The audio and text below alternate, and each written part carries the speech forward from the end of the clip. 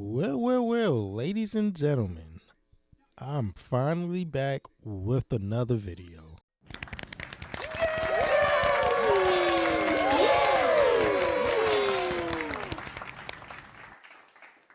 Now, I know a lot of y'all are wondering, where have I been? Let's just say I've been wrapped in the world of Mass Effect 2.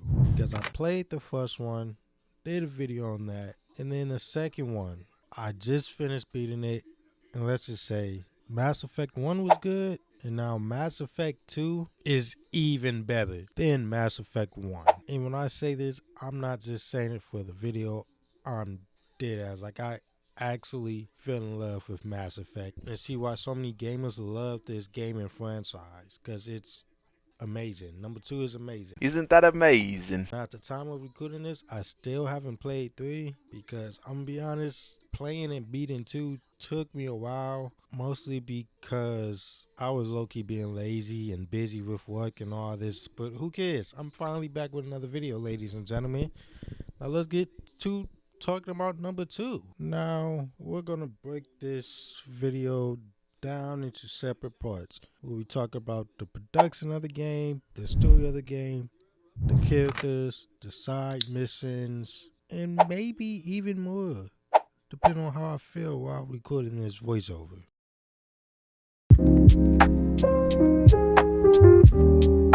Now, Mass Effect 2 came out January 26, 2010. Wow, that's a long time ago. That's 15 years ago. Oh my God. I'm getting old. That was 15 years ago. Damn. I'm sorry.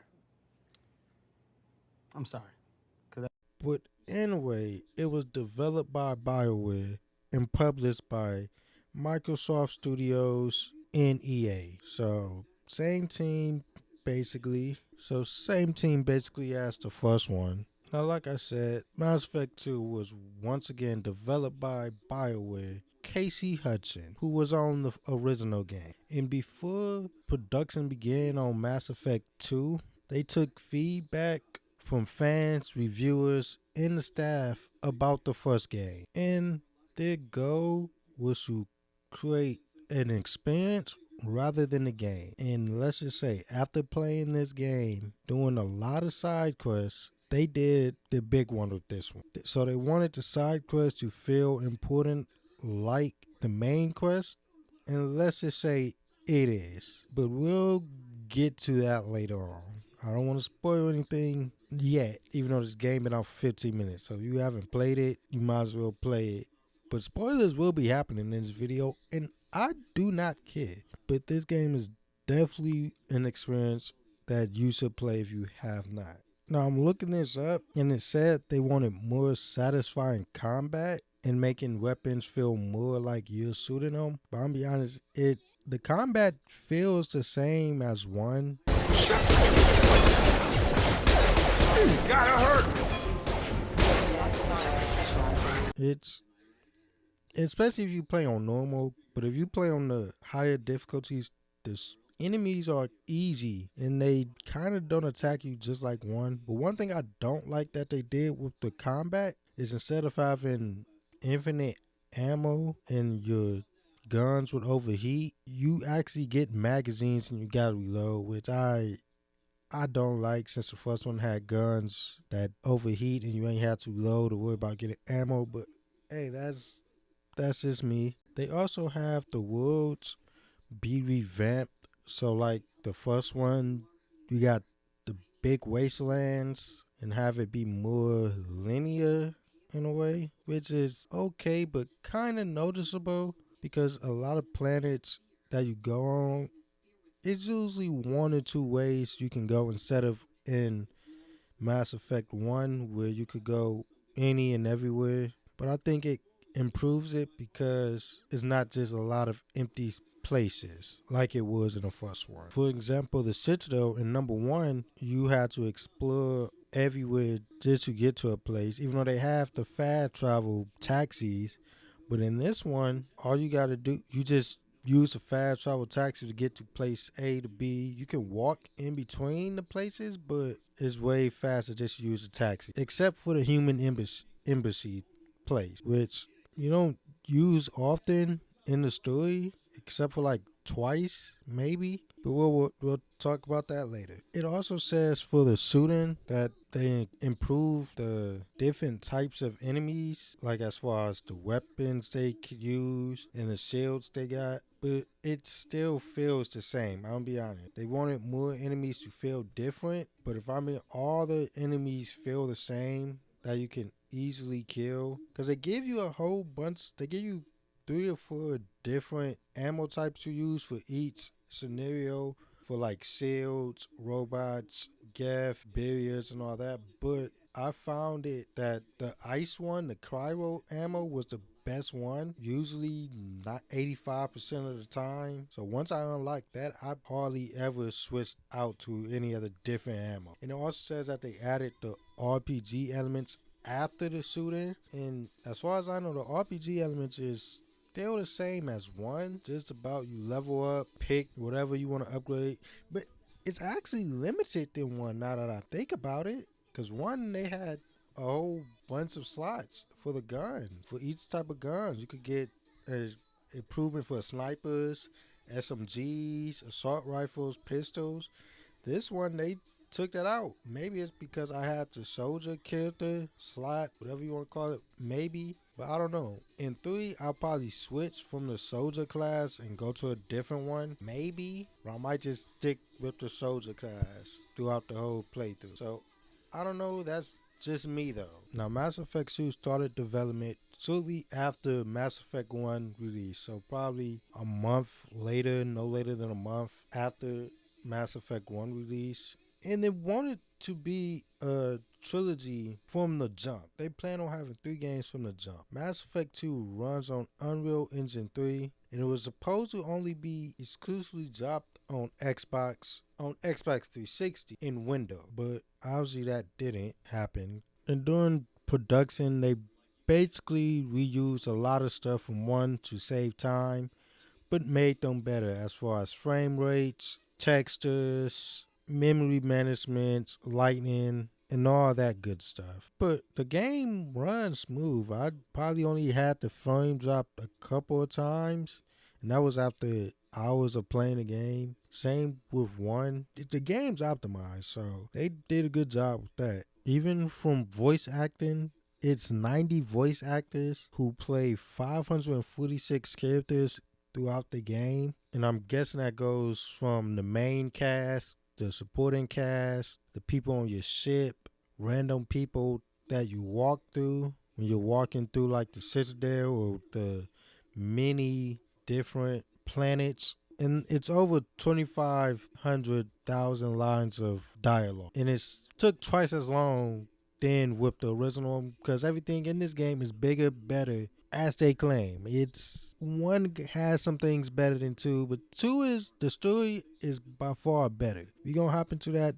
in just a little bit. Hold on with me, stay with me now. Now this game had members of the original team and members of a new team, and it had some little minor setbacks with 2008 recession and the flu pandemic in 2009, that they states left like a man year of work, so about a year off. But the game was released on time and didn't go over budget, so that's good for development, because now it seems like all these games are way over budget. Let me not say way over budget, they just got too much money for a game that's not worth shit.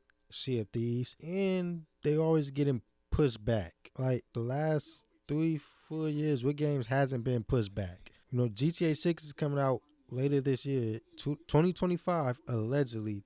That may be pushed back till next year. Who knows? Who really cares? And the music in this game was composed by Jack Wall, who worked on the original game, and that's why this music is still good, even better, because it's some moments in the game where you're fighting and the music just be shooting through the thing. Even in a strip club, it's not a strip club, but it's some good music, man.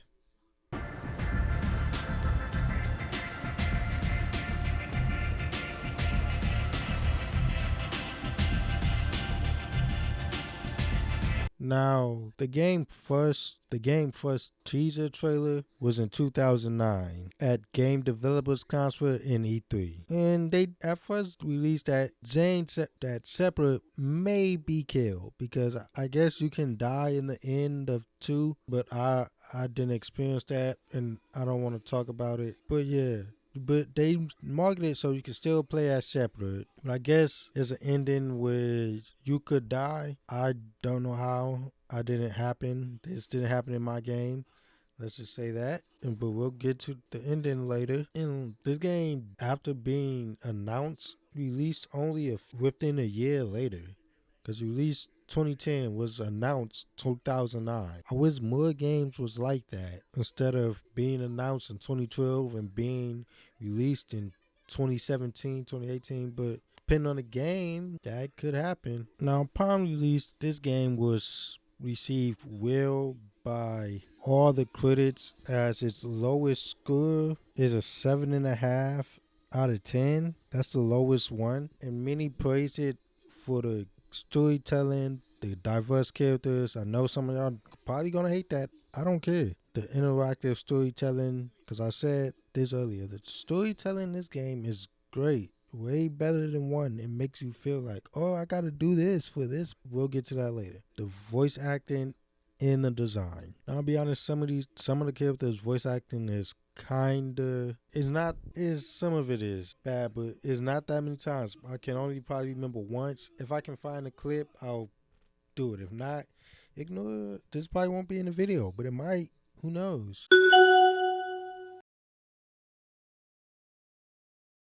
It was critically acclaimed by just about everyone. Metacritic 94 out of 100, 96 out of 190. Like, it's dead good. 1up.com, A-. Edge 9 out of 10. Eurogamer 10 out of 10. Game Info 9.5, 9.75 out of 10. GamePro 4.5 stars. Game Revolution A-. GameSpot 8.5 on a PS, 9 out of 10. And GameSpot 5 stars. So pretty much this game did well for the critics. Now let's just say this game received multiple accolades. Game of the Year awards as far as writing, character, soundtrack, best 360 game, best RPG game. So this game did well, got rewarded for, and so on. And it's still getting talked about till this day. Hence why I'm doing this video now, 15 years after the original release. Now. We're done talking about the accolades, the game development, the game production. Now let's start talking about the real juicy meat, the story.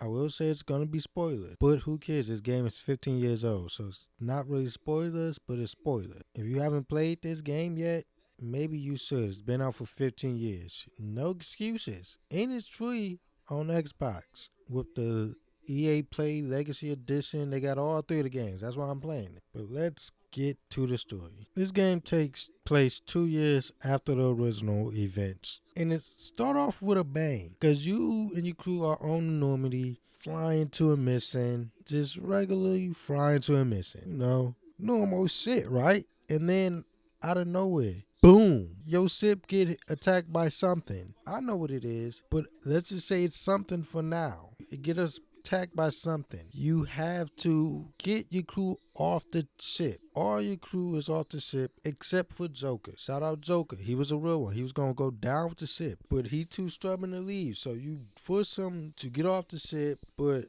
I forgot why you can't go with him. But either ways, you don't get in the same pod as him because you're a captain. Maybe, I forgot. Let Shepard tell you why. Joker, we have to get out of here. No, I won't abandon the Normandy. I can still save her. Normandy's lost. Going down with the ship won't change that. Yeah, okay. Help me up. Watch the arm!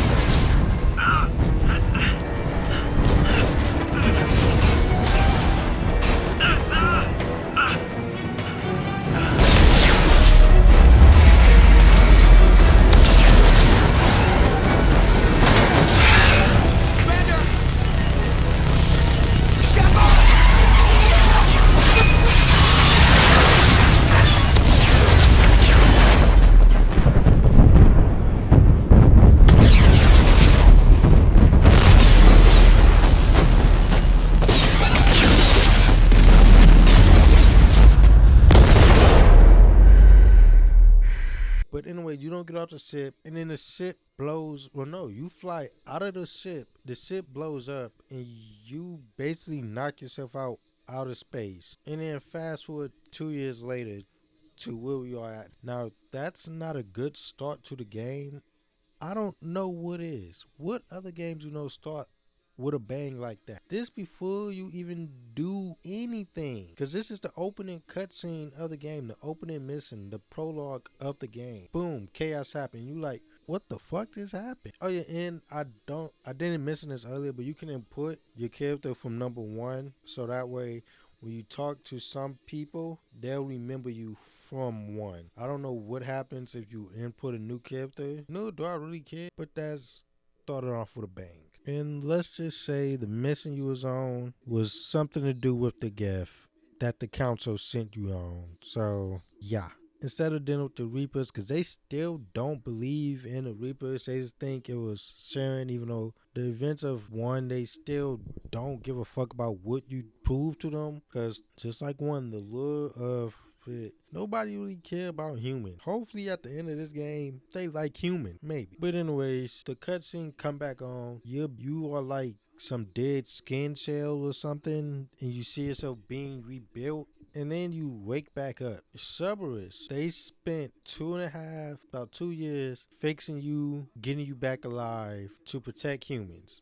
Because Collectors, which is the new threat to humanity, they're run by the elusive man whose only thing he care about is protecting humans. In a way, we'll get to him later. But you get rebuilt, and you wake up in a science lab, and this research lab that you own gets attacked by the robots that's supposed to be there. You fight your way off the ship, meeting Jacob and Miranda, who works for Cerberus, and they become part of your crew. But let's just say they kind of start off with you just to like watch you and watch you. You can build relationships with them if you would like. If you're a female shepherd, you can get with Jacob. I did that. If you're a male shepherd, you can get with Miranda if you so choose. And you can also get with other members of your crew, just like in the first one. We'll go over that later on. Kaidan, he didn't want to abandon ship too. So you got 2 real niggas on your team, Kaidan and Joker. But you gotta force them off the ship and you die. And I didn't say that earlier. Kaidan, he a real one too. Shout out him.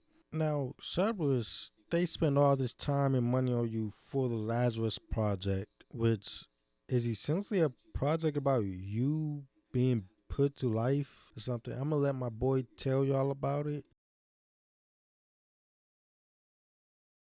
And then Jacob and Miranda, like I said, they work for Cerberus.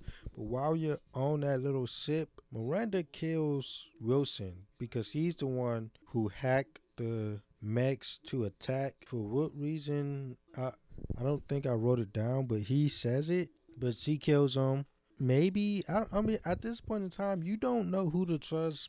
So, but you just go with them instead of saving everybody, because I don't know the motherfuckers. You also find out everybody a part of the Normandy crew, the original Normandy, survived except for Navigator Presley. Moment of silence for him.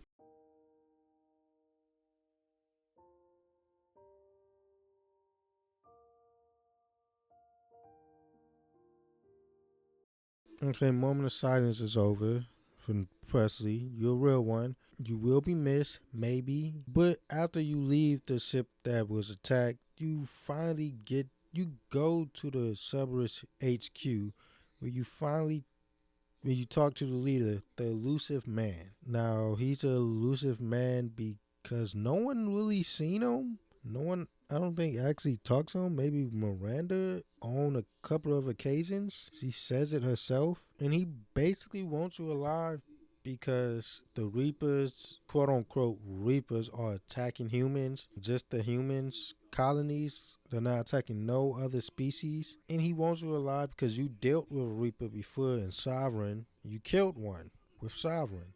And you also don't want to get the council involved because of all the political bullshit they do. I don't blame him with that, because during the events of 1, it's so much politics at play as to why the council don't just listen to you, even though you have a whole bunch of troops. Either way, that's besides the point, we're here about Mass Effect 2, not 1. So let's continue. So after talking to the elusive man, he basically say, hey, you're gonna work for me.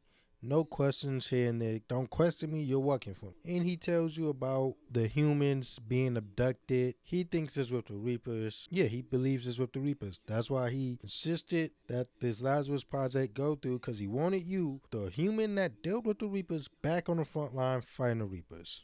So he sent you, Miranda, and Jacob, find out who's actually killing all these humans and who's working with the Reapers at Freedom's Progress, which is a human colony that was recently just attacked. Like, I guess literally as you was coming there or something, recently attacked. And Miranda, okay, so you get to Freedom's Progress.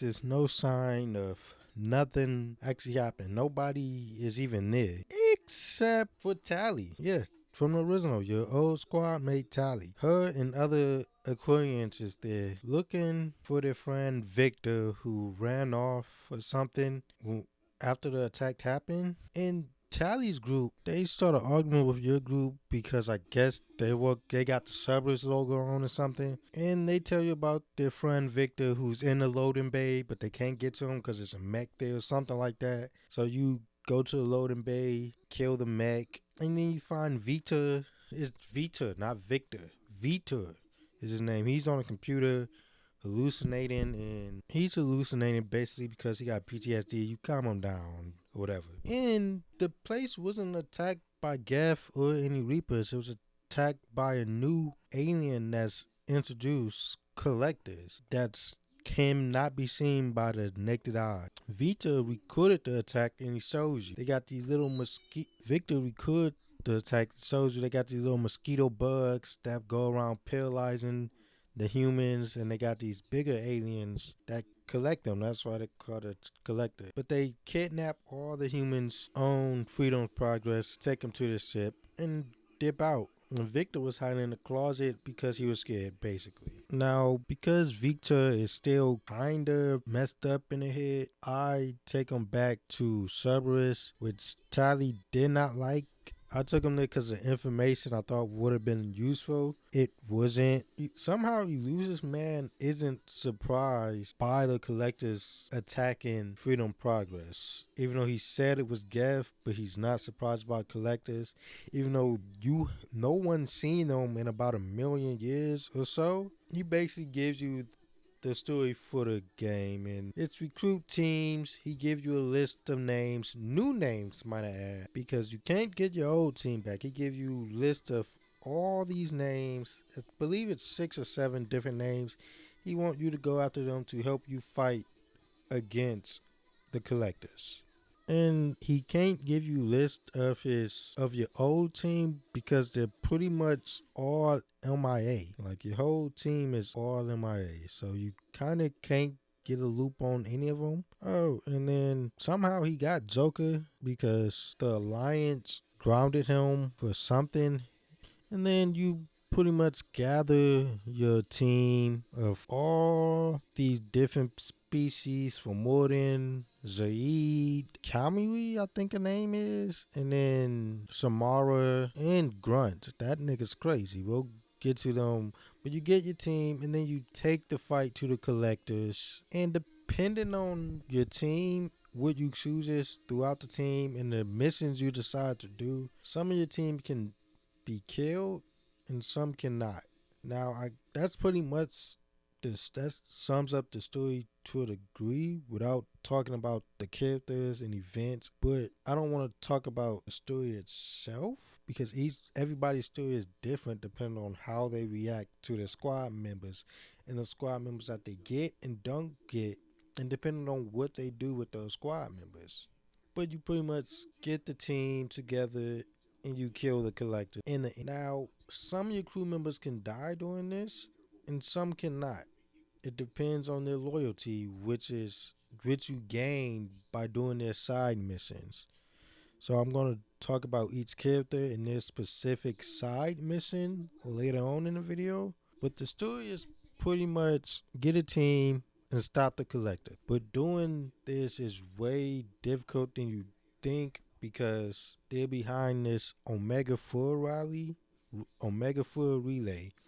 which no one ever came back from. So you gotta upgrade your ship, get your crew, and then fight them. But the one important character you should go get is Morden. He's the first one the elusive man tells you about because he's a scientist, and we'll talk about him later, but he's a nutcase. And so I'm gonna skip most of the story because it's pretty much the main plot of the story is killing the Collectors that are hunting the humans. And there's some plot twist to that, which I'll get to later. But the Collectors are basically making a human Reaper, and that's why they're collecting the humans, because something about them sharing some type of DNA. Blow it up. You can blow up the Reaper or keep it for research purposes, but we're not talking about that right now. I'm gonna come back to the actual story later, because the story can't be explained without talking about your crew, because they're such a big part of the story. And if they're not loyal to you, they will more than likely die on the final mission, which is literally labeled suicide mission. So let's start talking about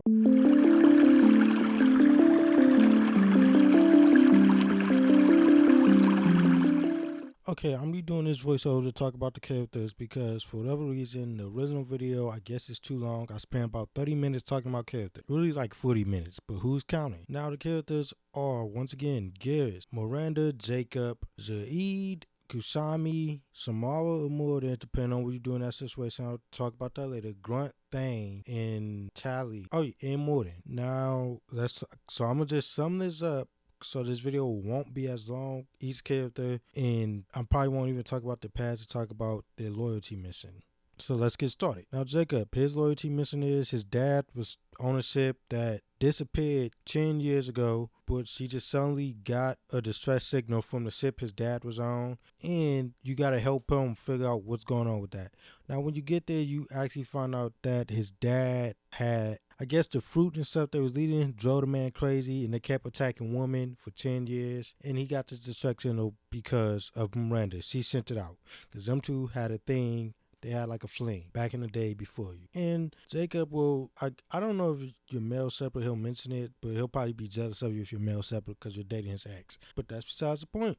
Miranda, her loyalty, get hers by helping her with her little sister who her dad is trying to kidnap and make her into a biotic, which he did to Miranda, and Miranda doesn't like that because it went wrong with her until she finds Cerberus. And you fight her by fighting, well, she contacted one of her old friends, and when you get there, she killed him because he snitched to the dad.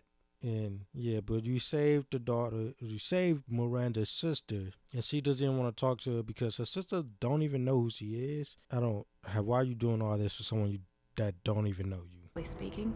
I was tired of talking anyway. So was I.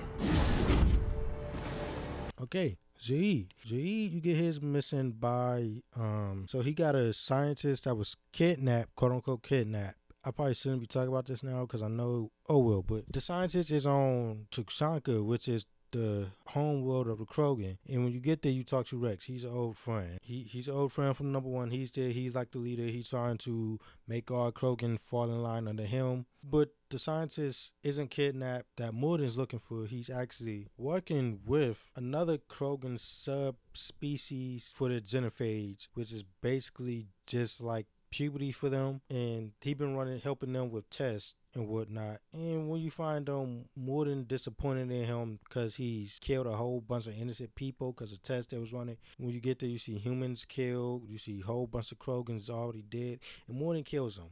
I probably said this earlier, he's crazy. Yeah, he's crazy. He just literally shoots him. He gives him a speech about what he's doing bad, then he kills him. And while we're at Tucson, let's talk about Grunt. He's going through the genophage, and you gotta help him fight the trial, which is basically just 3 rounds of you fighting aliens, and the last round is a Thrasher Maw, and you kill it. Ain't been done since Rex did it, however long ago. And then the dude is a dude when you get there that don't like Grunt because he is an artificial Krogan. Because when you get him, he was in a he is subject study that Orochimaru was planning. I know it's not Orochimaru, but go with me that overseer a kid, something like that. He was making him, planning on making him perfect Krogan. Dude hating on Grunt. He comes out after y'all kill the Thrasimar. He comes out and basically tells Grunt to betray me. Grunt like, nah, I ain't do that. We killed them and dip out. And that's how you get his loyalty. Good seeing Rex. Kasumi, her mission was alright. Her loyalty is given by retrieving this great box that her partner had when she died. And then to do that, you go to this billionaire's party, break into his little underground bunker. Now this part was cool. The first half of the hub mission was ass. The second half was good. Now once you get in the bunker, he basically knows like, hey bro, you going through my shit. Sends his people after you. Fight your way out. When you get outside, he's getting a little helicopter jet thingy-ma-thingy, and then you kill him. Kasami do some cool shit, which he jump on the thing, blow it up with a punch. She cold. Got a clear shot. Here we go.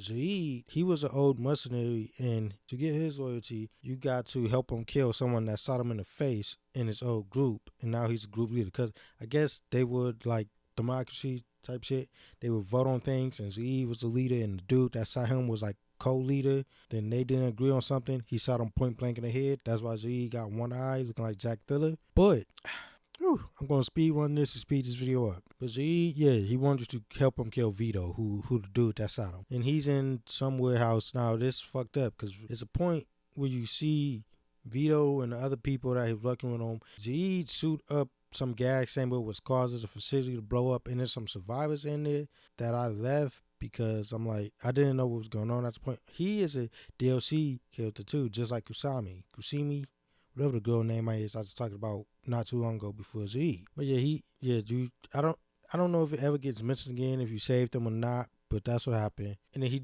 kills Vito in a cool way. I'm pretty sure if you would have saved those survivors, he probably would have got in the way. I don't know, don't care.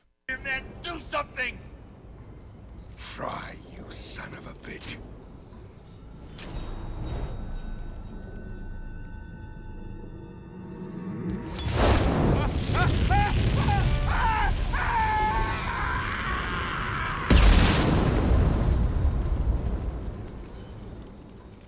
Gears, who's a familiar squad member from number 1. His mission is somewhat similar to Zaid, where he want to get revenge on someone, but that didn't suit him, but it killed the partners, because after the events of 1 and you end up dying for the 2 years, Gears, he goes undercover as Archangel. That's what, I don't know if it's going to be in this video, but he's undercover as Archangel. And you find him by actually trying to put a hit out on him. That don't work. He joins, well, it does work. You get to him, he joins the team, but you get his loyalty. He wants you to set up the guy that killed him. You set him up by going to someone else that worked with him or for him. Find him, he's in the warehouse, and then you set up a deal with him, and then he shoots him with a sniper.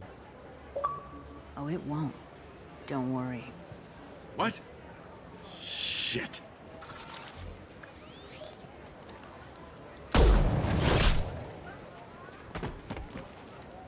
Betrayal repaid, Sidonis. Who's next? Let's go, my girl Tally. You get her loyalty by helping her with her dad, because when you meet Tally, she's in a bad predicament. She's on a Geth she's on a Geth planet doing research about the sun, because the sun is destroying that planet. And she want to know why. Basically, in that whole time while they was out there, she was sending Geth components up to her dad, who is like a scientist. And when you meet her, she's in a bad predicament because everybody on the team is dead except for one other person, which if you let die, I believe Tally will be mad at you. But that's besides the point. let's not talk about this. Let's talk about how you get loyalty. So her dad is on trial for treason because of all the Geth components, and then you have to represent her in court in the Aquarius court system by basically being her lawyer, or you could, because she's about to get exiled if you do wrong. But you go to the science station where you find her dad. He's dead. You find evidence of the wrongdoing, but Tally's like, don't tell them that because it'll tarnish her legacy, her family legacy, her dad legacy. And I'm not sure that if you tarnish that legacy, she'll be loyal to you, but I didn't. She became loyal to me. So another familiar face. Oh yeah, Jack. Let's talk about Jack. I think it's just Jack and Thane, maybe. Oh no, it's Jack, Thane, and Legion. Let's talk about Jack. Jack is a criminal who's locked away in a prison. When you get to the prison season, the dude in swords, I forget the name, General, whatever. Let's just call him General. He tries to kidnap you, lock you up. That don't go well. And then Jackie escapes a little pod she's in, fight her way out. You fight your way out the prison too. When you meet back up with Jack, she kind of like want to attack you because she sees Cerberus on your ship, because Cerberus kidnapped her and did experiments on her basically her whole life. And this is how you get her loyalty, by blowing up with Cerberus tilt trap. Basically Jack is cool. She always want to kill something. Basically, no, that's Grump, but she's cool. Thane, to get in him was cool because you don't sneak your way, you fight your way, because he's on a mission to be an assassin. He's a drill, new character. Now, I don't think they ever talked about him in #1. That's besides the point. But he's on a mission to kill the sister girl that was working for Sharon in #1. He there to kill her sister. And you fight your way through some mercenary group, get to her. He sneaks out the vent, kill her and her team, and then he joins your team. Now, to get his loyalty, you got to help him with his son, because his son became an assassin, and he's looking to kill some corrupt politician. This mission was ass. You follow the politician up in the vents on the Citadel, and then his mission is ass. Then at the end, you stop the son from killing him, and you don't do it. It's just a cutscene, and then he chased him down afterwards, got a gun pointed to his head, but you could either stop him by shooting him or being peaceful outside him. Thane and his son have a heart-to-heart, and that's how Thane becomes loyal to you. Samara, she's only female blue people thingy. Get the name, don't really care. That's besides the point. She's the Justice Card. That's how you get her missing, by helping her with a case that's basically her trying to kill her daughter. Her daughter is kind of like an assassin, but she only go after females because she's gay. And if you're female separate, I don't even know if she's gay. Who cares? She's gay in this video. If you're female separate, you get Samara's loyalty, or more than, by setting up her daughter to be killed. And you do this by going to the club on Omega, getting into a couple of events, fighting, whatnot. She'll come to you. You got to sit through this conversation, which she could leave depending on your actions. And if you pass, she'll go back to her place. You got to wait till Samara comes in. And then they get into a fight, and depending on who you pick, you either get Samara or Mordin. The mom or the daughter, depending on who you pick. And they become loyal to you. And I believe if you pick the daughter and you're a female separate, you can romance her, but she'll just end up killing you. Yeah. And I believe Legion is the last character. Now, Legion is a gift. You get him by getting something for the Omega Full Relay Raleigh thingy-ma-thing. I believe he's trying to stop it. He gets knocked out. You save him from blowing up, because once you leave it blow up. And he joins the team. Team's skeptical about unlocking him because he's a Geth.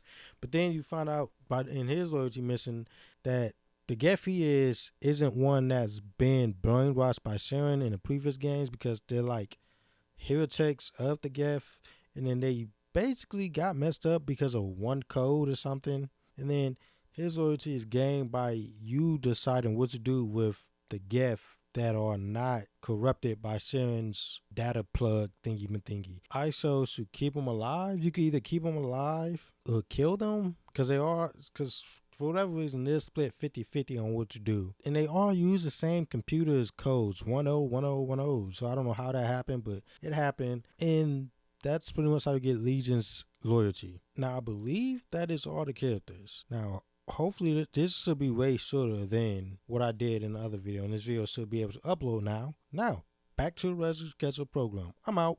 Peace. Before you do his loyalty mission, I would want to complete the game beforehand, because after you do his loyalty mission, and the next time you go to a different area, your ship will get attacked by collectors, and depending on the upgrades you have, some of your crew members will be gone or dead. Lucky for me, I had the upgrades for this event, which I didn't know. Upgrade your shit if you play this game, because you really only need 3 to have your crew survive. But because I had the correct upgrade at this point in time, my crew members didn't die. I believe. I don't know. The main crew members didn't die. Maybe the sub crew members died, like the doctor. No, the doctor didn't die. Maybe the chef probably died. I don't think he did. If he did, oh well. This is a cool part, because once you jump, you and your main squad, the 12 that I just talked about, y'all use like the little shuttle. So, because ED is preparing the Omega 4 relay thingy, and then that's when the collectors attack. And you play as Joker, and you sneak through the ship. As you see your crew members getting collected by the collectors, you sneak through the ship to turn on ED manual run and see blast out of it. And if you don't have an upgrade for this, I believe your crew members can die during this because of the electric blast or something. But yeah, this part was cool because I was not expecting to play as Joker, even if it was for just a mission.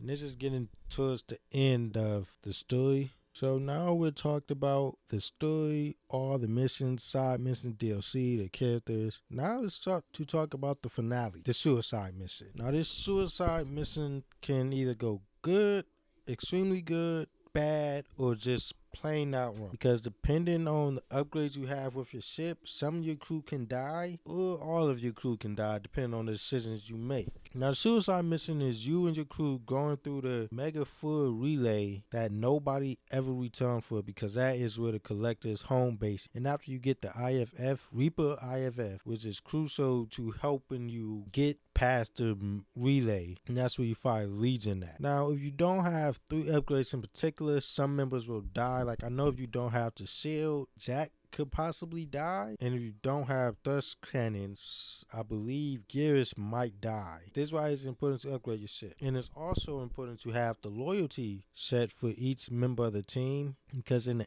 end, like when you fight the big robot Reaper that the collector was working on, you can only bring 2, and then the remaining squad members will be fighting the Geth that's trying to get into. I guess if they're not loyal, they will die. So this is why it's important to have the loyalty set for all your members. Because if they're loyal to you and you pick them at the right time, they will survive. Me, I had everybody survive. Now it can go 2 to 3 ways, because once you get to the collector land, they send out drones that attack you. One little drone, drone collector, come on your ship and you gotta fight him. And after you kill that, your ship basically crashes alongside the collector ship, and you can either just leave your ship there and go on, or you can fly the ship to the other part. I'm not going to talk about the flying ship because I chose to just leave and go there. And this is where you'll have someone sneak into the vent and the team will split up. And for sneaking to the bits, you need someone with biotics or something, good at engineering. So Kusame is good, Liara, and maybe Jacob or somebody. Those 3 will be good for it. And then the other squad leaders, Jacob, Miranda, and Geras, and your team will survive if they're loyal to you. And the other, I chose Liara to go through the vent because I heard it's some good dialogue. And number 3 that you'll talk about, which I still haven't even played yet. So I'm gonna get to that whenever I get to it, because this video took way too long to even come out. In the next section, you need a biotic wielder to basically shield you from the fly mosquitoes all around while you get to the main base. You can either choose Jack, Jacob, or Samara. I once again chose Jack because I heard of unique dialogue in game 3. And you fight your way through that, and then you see the collector pods where you find your actual crew members that they just abducted, and you can choose to have the crew go back to the ship by themselves or pick someone to go with you. And I chose Mordin because I was reading the wiki and it said if you basically don't choose him, he'll more than likely die. So I sent him back on the ship with the crew. And I'm talking about like the doctors, the engineers, and all of them. Not the crew that you fight, but crew that was just kidnapped by the collectors not too long ago. And then you can pick 2 people to go with you, and then the rest will stay back and fight. And I chose to pick Jacob and Miranda with me as we go to the end of it, where we find the Reaper that's the shape of a human, because the collectors was collecting humans so that they can build this Reaper, because they are like worshiping it. Worshiping the Reapers, as Collector once said, that they are all together. Once you fight, this fight is not that hard, to be honest. It's really not. Because once you shoot full of the little bills, light up bills, no. You gotta shoot full bills, it'll fall down, then as you leave, it'll come back alive, then you shoot it. It's not that hard of a fight. But once you basically end the game, the Elusive Man will contact you, telling you to either keep the Reaper for your own, for Cerberus gain and the advancements of humanity, or destroy it. I chose to destroy it, and the Elusive Man tries to contact Miranda, but like I said earlier, I didn't want to talk about this for a spoiler, and she leaves, she quits Cerberus, basically just hung up on the Elusive Man, and you blow up the Collector's base, you see the Collector General, you don't even see him face to face in this whole entire game, not once, which I'm just now noticing. At least with ones you seen Sharon 3 or 4 times before you actually ended up killing him, and you've seen Sovereign once or twice. In this one, the General you talk to once when you get the distress signal from the doctor that tried to kill you. And that's about it. And once you blow up the Collector ship, you escape, but not before they do like a spoiler onto the next game, because the General is like, I'll let him say it, he's not gonna be too long before they find a replacement. And the Elusive Man basically says Cerberus is good for humanity and that you're taking a risk by destroying the Reaper. Once I talk to him, after I actually leave, you talk to him, and the game ends with the cutscene of you walking through with your team. A lot of members are happy to be back, that you saved them. They're happy you saved them, because some thought you wasn't. And you also see a whole bunch of Reaper in the galaxy. So that could be the deal with 3, maybe. I don't know. I haven't played it yet. And Legion is confused about me blowing up the Reaper, because he says I'm more like them than not, because the human Reaper was made up of organics and non-organics. So that's like robots and living creatures. And that's the end of the game. What a great game to play. If you have not played it, you should go and play it. Now, that will be all for this video. Who knows how long this is going to be. Thank you for coming to the TED Talk about Mass Effect 2 and its greatness. Now, as for my next video, if it's a Mass Effect 3 video, it's not coming out anytime soon. I'm just letting you know. So I may take a break from the Mass Effect video, because it took too long to edit, to play, to beat. I know Mass Effect 3 is going to be even longer, maybe, because I did not expect to get wrapped up in this lure of Mass Effect 2. I thought I was just going to play it, run through it, play it, do the main quest, maybe a couple of side quests. But like I said, the side quests was so good, like Project Overlord, Shadow Broker, all the loyalty quests was just so good. I just had to do them. Who knows when part 3 of this video is going to come out. And I may not even do an Andromeda video, because I was planning on talk about all the series and Andromeda. Depending on how long 3 takes, it may not happen. And my next video will likely either be Mass Effect 3 video or a totally different video. If you got an idea, leave it in the comments. Maybe I'll do it. But that's it for this video. I'm out. Like, comment, share, subscribe. Peace.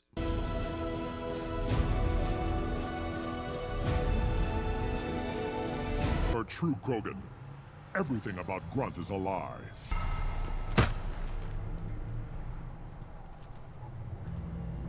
You dare. I like this human. She understands.